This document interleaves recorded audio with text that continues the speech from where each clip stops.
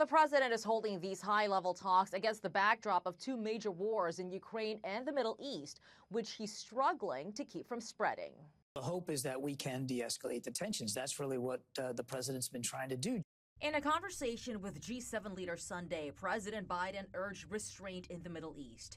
He maintains U.S. support for Israel is ironclad, but he says there is one thing the U.S. won't do, and that's participating in a counteroffensive if Israel does launch one against Iran.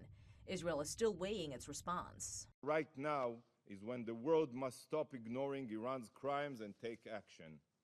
As Iran's mask has fallen, U.S. officials say Navy and Air Force assets, which were moved to the region ahead of an anticipated attack, took down 70 Iranian drones and ballistic missiles. I think Israel this morning is now much stronger than they were yesterday, and Iran is relatively weaker than it was yesterday. On Capitol Hill, there's a renewed sense of urgency to provide more aid for Israel. Lawmakers, though, are divided on how to respond.